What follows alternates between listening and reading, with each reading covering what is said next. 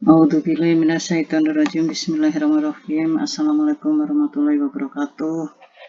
Semoga kalian semua dalam keadaan sehat dan bahagia. Alhamdulillah kita bisa bertemu kembali dalam pertemuan keempat.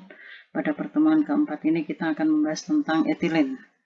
Sebelumnya etilen sudah pernah disinggung pada pertemuan minggu lalu, yaitu membahas klimaterik, di mana dampak dari respirasi yang cepat pada saat kurva klimaterik yang dihasilkan adalah etilen. Apa itu etilen? Etilen adalah hormon yang diproduksi oleh tanaman atau buah-buahan. Nah, rumus kimia dari etilen adalah C2H4. Nah, etilen ini adalah hormon yang diproduksi oleh tanaman yang masih berrespirasi. Bagaimana kalau yang sudah tidak berrespirasi atau tanaman tadi sudah mati? Maka sekarang sudah ada etilen sintetik. Contohnya gas karbit, misalnya, atau IAA, indol asetil asid. Nah, etilen yang diproduksi oleh tanaman yang berrespirasi itu namanya adalah etilen endogen, yaitu etilen yang diperoleh dari proses fisiologis dari si buah maupun sayur itu sendiri. Sedangkan etilen yang dari sintetik itu tadi adalah etilen dari luar atau etilen eksogen. Nah, etilen eksogen yang lain juga dapat diperoleh dari buah-buahan yang sudah matang yang didekatkan kepada buah-buahan yang belum matang. Fungsi dari gas karbit maupun indol asetil asid sama dengan etilen, yaitu untuk mempercepat pematangan. Etilen yaitu gas hidrokarbon sederhana yang disintesis di seluruh jaringan tanaman dan beberapa mikroorganisme juga menghasilkan bahan organik sederhana yang mempengaruhi proses fisiologi tanaman. Nah, biasanya produksi etilen ini berkaitan dengan laju respirasi. Semakin cepat laju respirasinya, maka etilen yang diproduksi juga semakin cepat, sehingga pada tahap puncak etilen dihasilkan, maka yang terjadi fisiologisnya adalah pematangan atau ripening. Batas flammable atau mudah terbakar di udara yaitu 31% sama dengan 32% dari volume udara. Jika mengandung etilen ini akan mengalami pembakaran atau terbakar. Nah, jadi di sini kalau kita ada gas etilen tadi, kalau sampai ada sekitar 31-32% akan mengalami kebakaran. Contohnya juga pada gas karbit misalnya, itu kan kalau jumlahnya besar juga akan menimbulkan kebakaran. Selanjutnya, etilen juga adalah hormon alami penuaan dan pematangan yang secara fisiologis aktif dalam jumlah yang sangat sedikit atau 0,1 ppm. Ini contohnya apa? Pada pisang. Jika dalam satu tandan pisang ada satu saja yang sudah menghasilkan etilen, maka etilen yang hanya jumlahnya 0,1 ppm pun akan menular kepada yang pisang yang masih mentah atau yang masih berwarna hijau. Jadi sangat cepat sekali proses menghasilkan etilen tadi jika ada etilen eksogen. Jadi memacu juga etilen endogen yang berasal dari hasil respirasi. Nah, jika produksi etilen tadi sudah maksimal, maka terjadi pematangan atau ripening. Selanjutnya kurvanya akan turun kembali menjadi senescen atau pembusukan. Oleh karena itu, yang kita lakukan apa? Yaitu mengurangi terjadinya respirasi supaya etilen tidak diproduksi, supaya pematangannya dapat ditunda, dan pembusukan atau penuaannya juga dapat ditunda. Sebaliknya, kalau kita ingin mempercepat proses pematangan, kita bisa menggunakan etilen sintetik.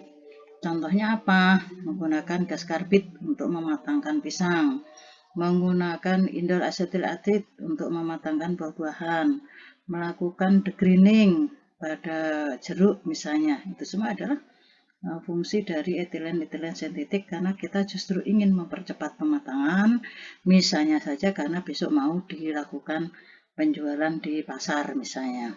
Tetapi kalau kita ingin menunda pematangan, justru kita harus menghindari terbentuknya etilen supaya pematangan dapat ditunda. Selanjutnya, produksi etilen oleh buah tingkat produksi dan konsentrasi internalnya sangat bervariasi di antara jenis-jenis buah. Jadi setiap buah berapa sih etilen endogen yang dihasilkan itu berbeda-beda. Ada yang cepat langsung banyak sehingga cepat menjadi matang, ada yang sangat pelan sehingga waktu pematangannya juga lama. Nah, produksi ini berhubungan erat dengan respirasi pada buah klimaterik. Peningkatannya selama pematangan dimulai sebelum atau sesudah peningkatan respirasi klimaterik atau sensitivitas atau resistensi. Jadi setelah mature atau pada saat dipanen itu keadaan mature, itu setelah dipotong maka respirasi akan naik. Nah, di sini mulai terbentuk etilen. Nah, produksi etilen secara autokatalitik tadi, jadi etilen endogen tadi, terutama karena dipacu eratnya dengan laju respirasi. Jadi begitu mature, kemudian secara fisiologis laju respirasinya akan meningkat. Nah, di situ mulai terbentuk etilen endogen.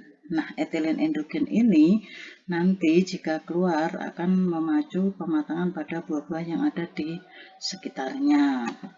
Di sini kurvanya terlihat sekali produksi etilen di mana setelah dipanen yaitu pada saat mature kemudian terjadi kenaikan laju respirasi dipengaruhi juga dengan apa? Kenaikan produksi etilen. Nah, di sini etilen tadi dalam bentuk C2H4 untuk yang klimaterik, buah-buah klimaterik sangat tajam meningkat produksi etilennya.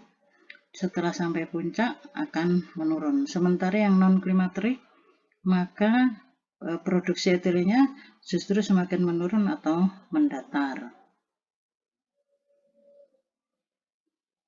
Jadi di sini dapat terlihat di dalam kurva bahwa produksi etilen ini akan naik pada buah yang klimaterik kemudian turun, sedangkan pada yang non klimaterik produksi etilennya akan mendatar saja. Nah, ini terlihat sekali.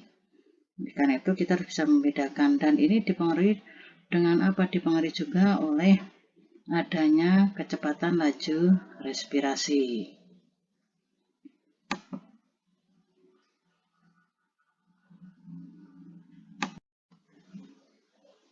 Beberapa pendapat berkaitan dengan etilen diantaranya adalah tidak ada hubungan yang konsisten antara produksi etilen dengan mudah rusaknya produk atau perishability.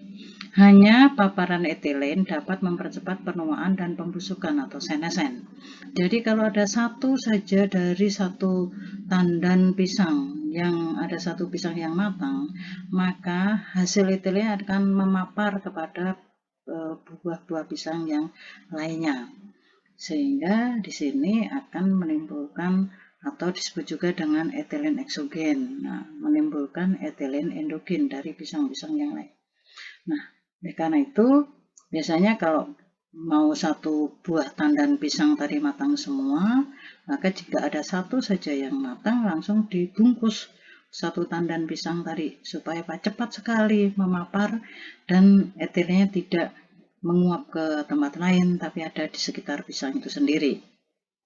Kemudian produksi etilen adalah fungsi dari ketuaan atau maturity, kerusakan fisik, penyakit, suhu, dan kurang air. Kenapa? Karena setelah etilen keluar, maka diikuti dengan kecepatan pematangan, maka setelah sampai puncak akan mengalami penurunan atau senescen.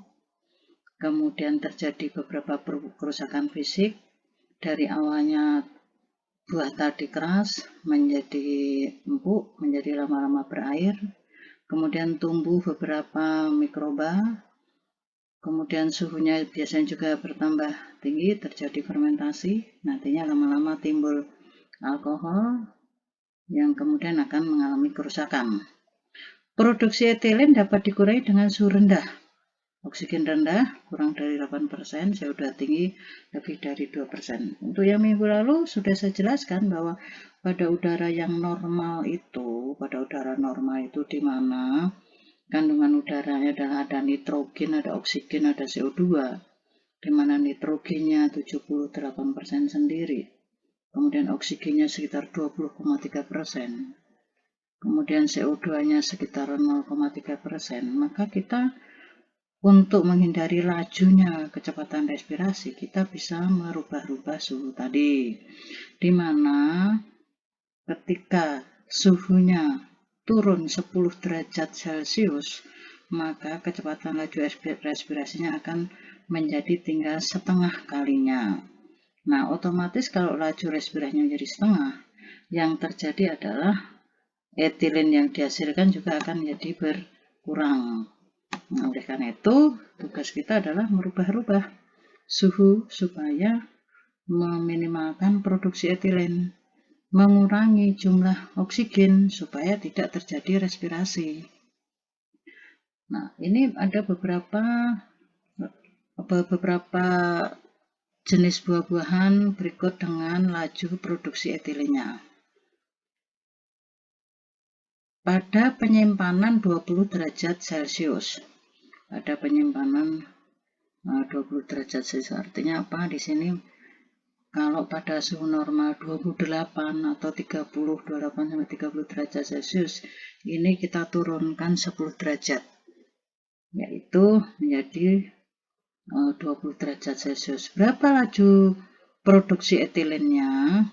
Untuk yang tipe komoditi yang sangat rendah, itu pada suhu 20 derajat Celcius, laju produksi etilennya adalah kurang dari 0,1. Apa saja itu komoditasnya?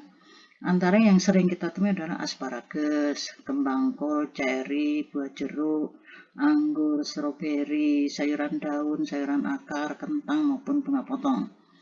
Kemudian yang laju produksi etilennya rendah, jadi disimpan pada suhu 20 derajat Celcius, itu laju produksi etilen sekitar 0,1 sampai 1, diantaranya adalah ketimun, terong, okra, lada, kesemek, nanas, labu, maupun semangka. Sedangkan yang moderat, kelas moderat, yaitu laju produksi etilennya 1 sampai 10, yang disimpan pada suhu 20 derajat Celcius, diantaranya komoditasnya adalah pisang, jambu, melon, leci, mangga, tomat. Sedangkan yang kelas tinggi, di mana laju produksi etilennya 10 sampai 100, komoditasnya adalah apel, aprikot, alpukat, kiwi, pepaya, persik, pir, maupun plum. Dan yang terakhir adalah yang sangat tinggi, di mana laju produksi etilennya adalah lebih dari 100 pada suhu 20 derajat Celcius. Komoditasnya adalah cherry mova, mame apel, maupun passion fruit. Nah, itu laju produksi etilen pada beberapa komoditi yang disimpan pada 20 derajat Celcius atau 10 derajat Celcius lebih rendah dibandingkan suhu kamar. Selain etilen endogen, etilen juga dapat dihasilkan oleh beberapa mikroba. Produksi etilen oleh patogen diantaranya adalah beberapa spesies bakteri dan jamur yang merupakan patogen tanaman yang menghasilkan etilen. Contohnya adalah Penicillium digitatum atau green mold. Nah, jadi jika ada jenis penicillin ini, kemudian di sekitarnya ada buah maupun sayuran, maka penicillin ini penghasil etilen, dia akan mempengaruhi pematangan pada buah-buah yang ada di sekitarnya. Semua jenis jaringan tanaman yang terkena penyakit akan menghasilkan etilen. Umbi tulip yang terinfeksi Fusarium oxysporum menghasilkan etilen yang dapat menyebabkan gummosis dan floral abortion pada umbi yang tidak terinfeksi yang disimpan dalam ruang yang sama. Kenapa bisa terjadi seperti itu? Karena sifat etilen adalah dapat berbentuk gas yang menguap sehingga dapat menular kepada yang ada di sekitarnya. Etilen efek, penghambatan pertumbuhan memanjang pada bibit yang tumbuh dalam gelap. Itu efek dari etilen. Kemudian yang kedua, memacu pertumbuhan radial atau pembengkakan batang. Yang ketiga adalah sebagai perantara pada proses pembengkokan pucuk atau apical hook. Nah, itu adalah dampak dari adanya etilen yang ada di sekitar tanaman.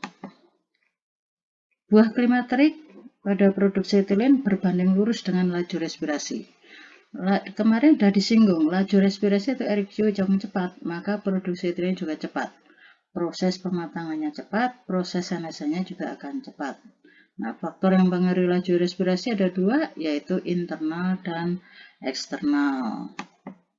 Untuk yang faktor internal, diantaranya adalah nutrisi tanaman itu sendiri. Misalnya selama ditanam, dia banyak dipupuk dengan nitrogen, maka yang terjadi kulit selnya akan tipis. Dan ketika kulit selnya tipis, maka proses dari pengeluaran etilennya juga akan lebih banyak menangkap etilen juga dari luar, sehingga dia akan mudah matang. Proses penyiraman ini menyebabkan banyak air, sehingga evaporasi maupun transpirannya juga sangat tinggi, sehingga komoditi tadi mudah keriput. Kemudian adanya pruning, training, dan thinning, jadi pelukaan, pemangkasan pada tanaman itu juga memacu terjadinya faktor respirasi. Kemudian serangan hama dan penyakit itu juga mempengaruhi faktor laju respirasi.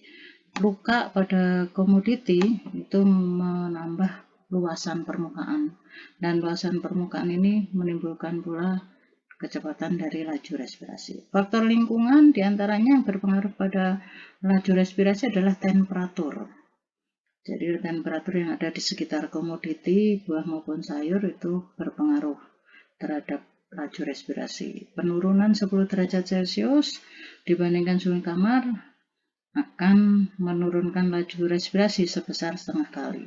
Jadi kalau turun lagi 10 derajat Celcius lagi, maka laju respirasi akan turun lagi menjadi 1/4 kali. Oleh karena itu, komoditi buah dan sayur yang disimpan di dalam refrigerator atau kulkas itu laju respirasinya dapat minimal. Kenapa? Karena kalau suhu kamar 28 misalnya sampai 30 derajat Celcius, sedangkan suhu di dalam refrigerator atau kulkas adalah 4 sampai 8 derajat Celcius, maka mengalami penurunan 2 kali 10 derajat Celcius.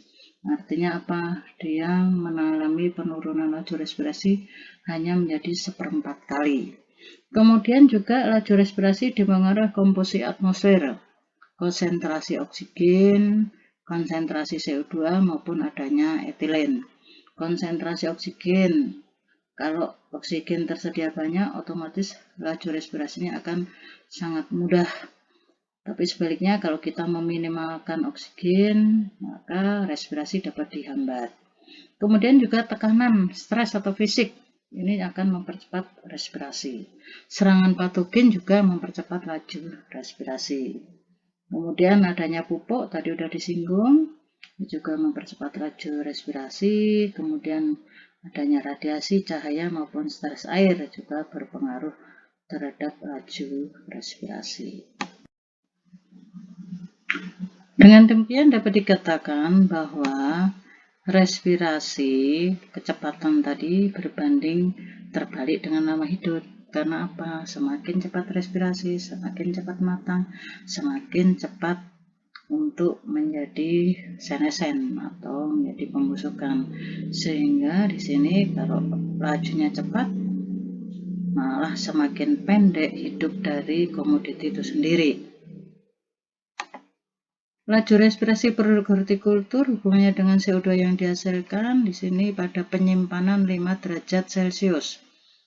Untuk yang kelas sangat rendah, ini produksi CO2-nya adalah di bawah 5 mg CO2 per kilogram per jam. Komoditasnya diantaranya adalah kurma, buah, dan sayuran kering, serta kacang atau biji-bijian. Kalau CO2 yang dihasilkan artinya apa? Laju respirasinya adalah sangat rendah. Jadi semakin rendah CO2 yang dihasilkan, maka laju respirasinya juga rendah. Kemudian pada kelas yang rendah, di mana hasil respirasinya dari 5 sampai 10, contohnya komoditinya adalah apel, bit, seledri, buah jeruk, bawang putih, anggur, melon, kiwi fruit, bawang, pepaya, kesemak, nanas, kentang, ubi jalar maupun semangka. Saya ingatkan kemarin laju respirasi adalah oksigen yang diserap dibagi dengan CO2 yang dihasilkan. Jadi di sini laju respirasi berbanding terbalik dengan CO2 yang dihasilkan. Kemudian yang moderat, di mana hasil CO2-nya adalah 10-20, contohnya pisang, aprikot, blueberry, selada, mangga, pir, persik, plum, opak, tomat. Kemudian yang tinggi, yaitu CO2 yang dihasilkan sekitar 20-40, contohnya adalah alpukat, blackberry, kembang kol, daun selada, lobak maupun raspberry. Sedangkan yang sangat tinggi, di mana CO2 yang dihasilkan sekitar 40-60, komoditasnya adalah toge, brokoli, bunga potong, kailan, buncis maupun okra. Dan yang tinggi sekali, di mana produksi CO2-nya lebih dari 60, komoditasnya adalah asparagus, jamur, kemudian kacang polong, bayam maupun jagung manis. Nah, oleh karena itu contohnya jamur, asparagus, itu sangat cepat sekali mengalami kerusakan. Asparagus dalam waktu 4 jam tidak segera kita kemas, artinya dia terus-menerus masih berespirasi, maka terbentuk serat-serat yang dapat menyebabkan kualitas dari asparagus itu sendiri menjadi kurang baik. Nah, itu tadi berkaitan dengan etilen. Nah, setelah kalian belajar tentang etilen, ada tugas di rumah untuk membandingkan laju respirasi dari beberapa komoditi. Pengamatan terhadap adanya respirasi, caranya bagaimana? Tugasnya 1, ambil daun bayam kira-kira 10 lembar dan sawi hijaunya 3 lembar. Nah, masing-masing masukkan ke dalam plastik. Kemudian yang satu lagi dimasukkan ke dalam plastik yang terbuka, dan satu lagi ditaruh di atas meja. Nah, yang dimasukkan plastik ditutup rapat. Kemudian amati minimal 6-24 jam. Amati yang terjadi dalam plastik berkaitan dengan suhu, adanya uap air, kelayuan daun, pengeringan maupun pembusukan. Nah, dibandingkan dengan yang di atas meja. Tulis hasil pengamatan nanti di email bersamaan dengan tugas atau UTS. Terima kasih. Betul Hidayah. Warido Inayah. Wassalamualaikum warahmatullahi wabarakatuh.